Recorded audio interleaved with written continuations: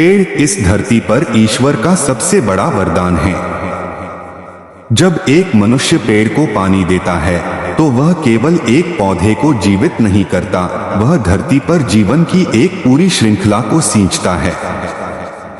हर बूंद जो जड़ों को छूती है वह न केवल मिट्टी को तर करती है बल्कि एक आशीर्वाद की तरह ब्रह्मांड में फैलती है। पेड़ जीवित ईश्वर के समान हैं। जैसे मंदिर में दीप जलाना पुण्य है, वैसे ही एक पेड़ को जल देना भी पुण्य है। यह एक मौन साधना है, एक कर्म जो आपको प्रकृति, ब्रह्मांड और परमात्मा से जोड़ता है। जब आप पेड़ को पानी देते हैं तो वह पेड़ अपनी शाखाओं, पत्तों और फलों के माध्यम से उस प्रेम को वापस देता है। वह छाया बनकर तपती धूप में आश्रय देता है, वह फल बनकर भूख मिटाता है, वह हवा बनकर जीवन देता है।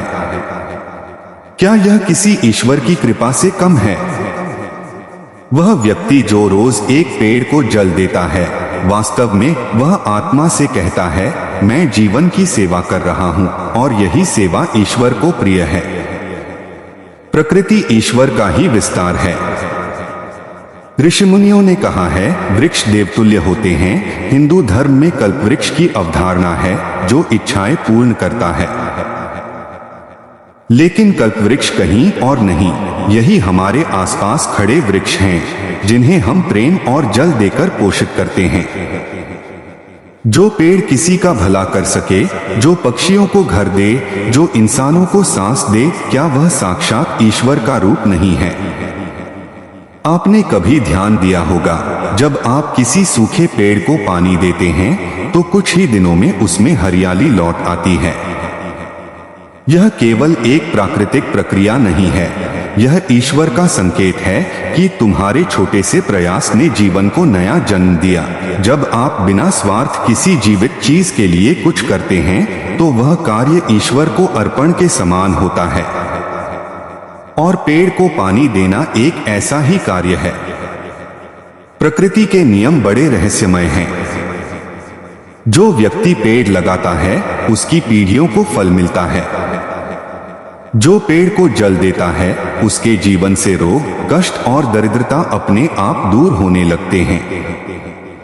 आपने सुना होगा कि कुछ लोग कहते हैं, मुझे जीवन में पता नहीं क्यों शांति मिलती है। क्या पता वह शांति उसी पेड़ की ओर से मिली हो जिसे उसने कभी पानी दिया था। यह ईश्वरीय गणित है, जहां हर पुण्य फल देता है और हर सेवा का प्रतिफल मिलता है। पेड़ को पानी देना सिर्फ एक कर्म नहीं, एक तपस्या है। वह तपस्या जो मन को निर्मल बनाती है। हर सुबह जब आप एक पेड़ को पानी देते हैं तो आप ब्रह्मांड को संदेश देते हैं कि मैं सेवा में हूँ, मैं जोड़ने वाला हूँ, मैं प्रकृति का साथी हूँ। और जब ब्रह्मांड आपके इस भाव को देखता है तो वह आपको उन सभी चीजों से जोड़ देता है जो आपके जीवन को पूर्ण बनाती हैं, सुख, शांति, संतोष और स्वास्थ्य। ईश्वर कहीं दूर नहीं है, वह पेड़ की हर पत्ती में है। वह उस जल की हर बूंद में है जो आप वृक्ष को अर्पित करते हैं। वह उस छाया में है जो पेड़ आपको देता है। वह उस फल में है जो आपको भूख से बचाता है। जब आप पेड़ को पानी देते हैं तो आप वास्तव में ईश्वर की सेवा करते हैं, बिना किसी यज्ञ, बिना किसी मंत्र के, सिर्फ प्रेम और समर्पण से। आज दुनिया भाग दौड़ में है। लोग ईश्वर को खोजने के लिए तीर्थ जाते हैं, मंदिरों में लाइन लगाते हैं, यज्ञ हवन करते हैं, लेकिन क्या कभी सोचा है कि वही ईश्वर आपके घर के बाहर खड़े उस पेड़ में भी है जिसे आपने हफ्तों से पानी नहीं दिया? अगर आप सच्चे श्रद्धा से हर रोज उस पेड़ को पानी देना शुरू करें तो यकीन मानिए वह पेड़ भी आपके दुखों को सोखना शुरू कर देगा। वह हवा बनकर आपके मन को शीतल करेगा, वह ऊर्जा बनकर आपके जीवन में स्थिरता लाएगा। पेड़ों से जुड़ना धरती से जुड़ना है और धरती से जुड़ना ईश्वर से जुड़ना है। जब आप धरती को जल देते हैं, आप स्वयं को उस अनंत चेतना से जोड़ते हैं जिससे यह सारा ब्रह्मांड चलता है। यह सिर्फ पर्यावरण संरक्षण नहीं, यह एक आध्यात्मिक अभ्यास है। जिस तरह से जल को गंगा में अर्पित करने से पुण्य मिलता है, उसी तरह वृक्ष को जल अर्पित करने से भी अदृश्य पुण्य अर्जित होता है। कई लोग कहते हैं कि मेरी प्रार्थनाएं सुनी नहीं जाती। क्या आपने कभी यह सोचा है कि आपने अंतिम बार किसी पेड़ को कब जल दिया था? क्या आपने उस वृक्ष की सेवा की है जो दिन रात बिना किसी स्वार्थ के आपको प्राणवायु दे रहा है? अगर नहीं, तो आज से शुरुआत करें। एक पेड़ से शुरू करें, रोज उसे जल दें और देखें कैसे आपका जीवन बदलता है, कैसे धीरे धीरे आपको भीतर से शांति मिलने लगती है, कैसे रोगों से राहत मिलने लगती है, कैसे आर्थिक समस्याएं हल होने लगती हैं। क्योंकि यह वही ईश्वर है जो मौन रूप में पेड़ के रूप में आपके जीवन में मौजूद है। ईश्वर से जुड़ने के लिए आपको बहुत कुछ नहीं करना, बस प्रेम और सेवा।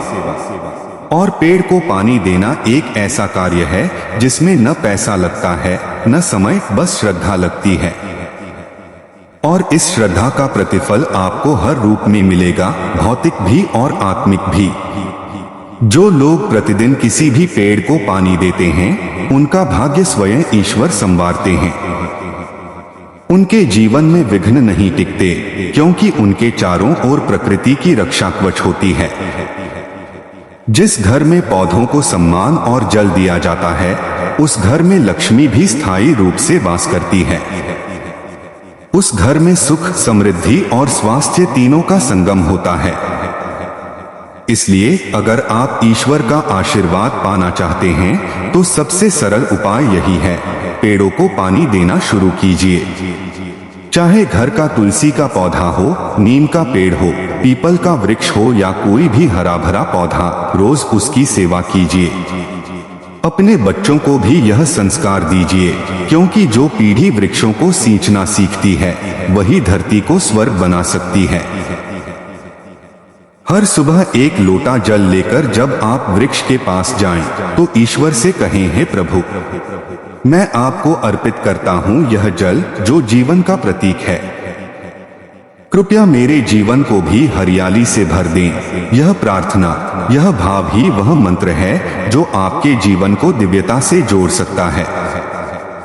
तो आइए आज से एक संकल्प लें, हर रोज एक पेड़ को जल दूंगा, जीवन को सींचूंगा और ईश्वर के आशीर्वाद से अपने जीवन को संवारूंगा। जीवन में कई बार हम भाग दौड़ में खो जाते हैं। हमें लगता है कि हमारे छोटे छोटे कर्मों का कोई मतलब नहीं, कोई मूल्य नहीं। लेकिन जब हम रुककर सोचते हैं, तो समझ आता है कि वही छोटे छोटे कर्म, वही रोज की साधारण सेवाएं सबसे गहरी आत्मिक ऊर्जा से जुड़ी होती हैं। पेड़ को पानी देना भी ऐसा ही एक कर्म है। यह न कोई दिखावे की बात है, न प्रचार की, यह एक आत्मिक रिश्ता है जो आप प्रकृति और ईश्वर के साथ बनाते हैं। जिस क्षण आप वृक्ष को जल अर्पित करते हैं, उसी क्षण एक गहरा आदान प्रदान आरंभ होता है। आप उसे जीवन देते हैं और वह आपको अदृश्य रूप से अपनी शक्ति, अपनी ऊर्जा और अपनी पवित्रता देता है। आपने देखा होगा कि जो लोग प्रकृति के करीब होते हैं, जिनका जीवन पेड़ पौधों से जुड़ा होता है, वे अधिक शांत, अधिक संयमित और अधिक प्रसन्न होते हैं। क्योंकि वृक्ष एक ध्यान की स्थिति में जीते हैं और जो व्यक्ति उनके साथ जुड़ता है, वह भी उसी ध्यान की ऊर्जा से भरने लगता है।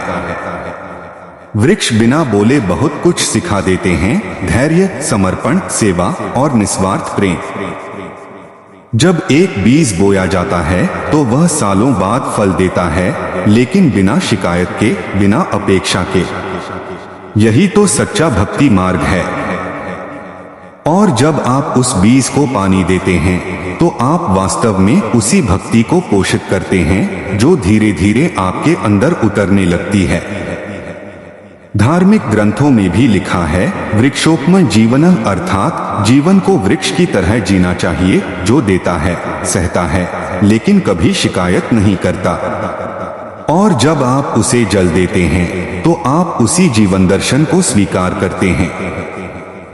यह केवल कर्म नहीं, यह एक दर्शन है, जीवन का, भक्ति का, सेवा का।